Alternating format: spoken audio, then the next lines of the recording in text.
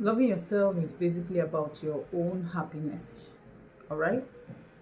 So one would ask, why do you talk about loving yourself all of ourselves, don't we? We love ourselves, we care for ourselves. That is good. But beyond that, loving yourself is that state of appreciation, okay, that grows from actions that supports your mental, physical, spiritual, and emotional wellness. Listen, when you don't love yourself, you are likely to put other people's wishes and expectations of you first. But what's wrong with that? Something is wrong with that, in case you don't know. What is wrong with that is that putting people's expectations and wishes of us first is like an addiction, and it could be detrimental. Why? Because sometimes you're not doing these things because you want to do it. You are just there because you're doing it because you want to do. You want them to accept you. You want them to validate you. You want to read in their good books, forgetting that there is a path, that God has, proposed for you to live. All right. Some will say, I don't think there's anything wrong in my trying to fulfill the expectations and wishes of people. My answer will be yes and no. Unless they are walking in that same path with you, then there will not be any problem with that. For instance, you want to live right. You want to live right. You want to have, that right standing with God. It's an expectation. And why would you want to fulfill it? Because that is what will help you to get you to that place that God has proposed for you. All right? But when you want to live according to men's, dictates, their ideas, their wishes, what they think, what the idea they have, brought out from their head, don't you think it's more like taking a rat poison? All right? The second way to know that you don't love yourself is when you are toxic to yourself. Someone say, toxic. Yes, when you're toxic to yourself. When you are the one always talking yourself down, it's not coming from anybody, but it's coming solely from you. When you say words like, I'm not good enough, I'm never successful, I'm always failing, I hardly do things right, I'm not enough, right? When you say some of these things, you're being toxic. You're talking yourself down instead of, putting yourself up, being your, self cheerleader. You rather put yourself down,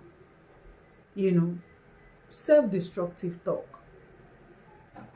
And these things are visible, when not just when you're talking to yourself, muttering to yourself, or when you are speaking silently, or when you are, saying loudly, but even when you engage in discussions with people, it's more like an involuntary thing. Just see yourself blot out one very funny thing by saying, our lives are not like theirs.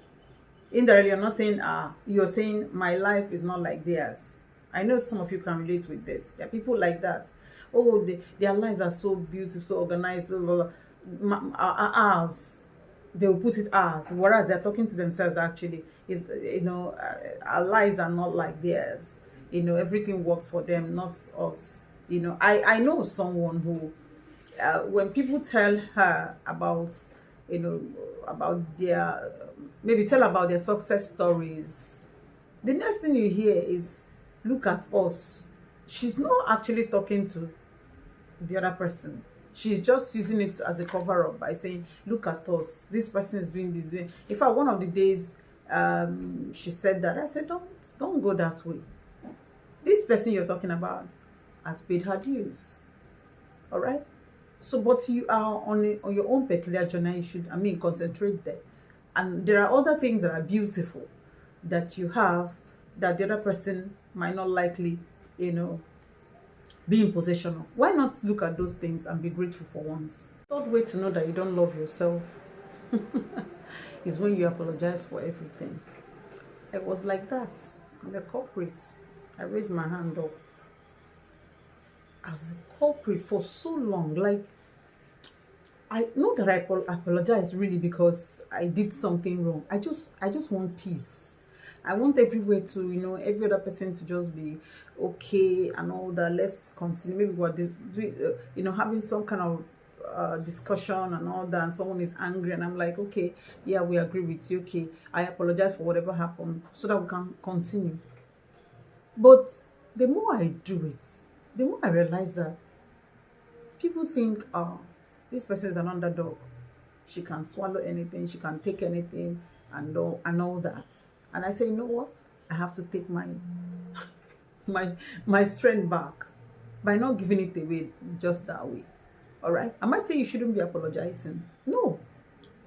If you are guilty of something, the way to show that you have you're mature, is for you to own up to your shit, so to say.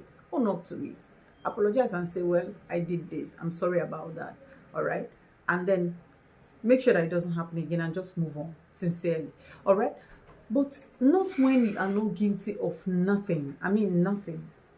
You're just there trying to make sure that the other person is happy. You take the responsibility away from that person.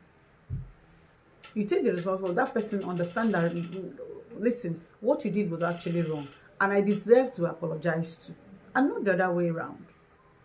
All right? And not you turn yourself Father Christmas. You apologize to A, you apologize to B, you apologize to C, you apologize to D, and all that. The risk in it is that before long, that person you're apologizing to, or the people you keep apologizing to, will think that you're an underdog. All right? They think, we can do anything and she will apologize. We don't need to apologize to her because she's always there to apologize to us. All right? So take up your life. Take your life back. Learn to apologize when it is important, when it's needful. And learn to, confront it headlong by telling the other person, listen, I deserve an apology from you. You don't treat me that way and just walk away. All right? Don't pretend all is well, because I don't want to start saying I should apologize to me and you get angry. Who cares? If you deserve an apology, say it. And make sure that the other person apologizes to you. That's how it's done. Please, if you're here till now, what did I do to you? Please subscribe. Subscribe, like, tap the notification bell to be the first to know once I upload a new video. If you are already a subscriber, thank you very much for coming back. And if you are new, I'm begging you, Ejo, please, Biko, help a sister, all right?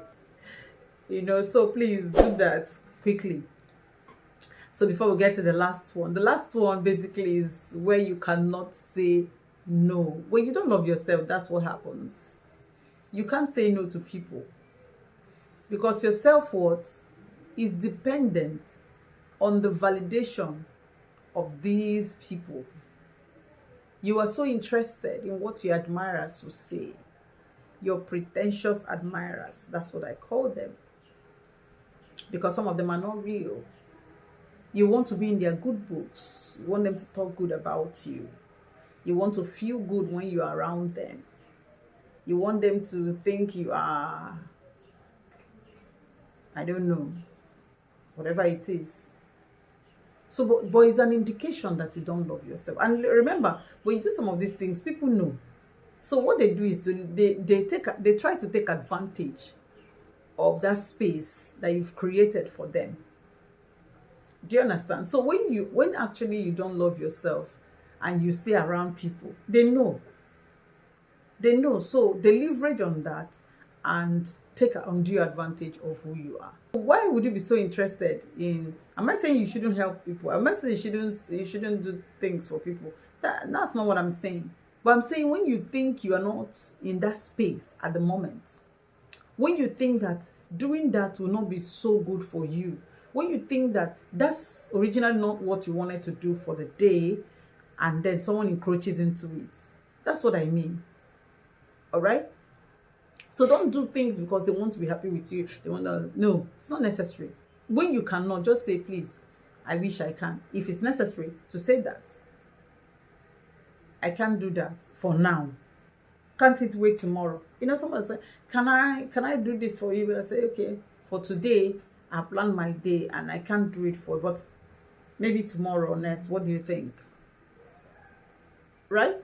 The person understands that, hey, this person has, has his or her day, mapped out for several things, and wouldn't allow another thing to jump into it. So you saw what I said. I can't do it today. Can it be next week? Can we meet next week? Can we talk next week? Can I hear you next week? Can I do something for you next week? Something like that. Or tomorrow, whichever. But make sure that when you are not comfortable with a request, please learn to say no. It is healthy for you as well. Thank you so very much. If you are still here, I want to say, woo! Thank you for coming to Live with Queenie. Don't forget to subscribe. Don't be looking at me like that. Don't forget to subscribe. Don't forget to like. Don't forget to thumbs up. I'm begging you in the name of God. Do that and God bless you.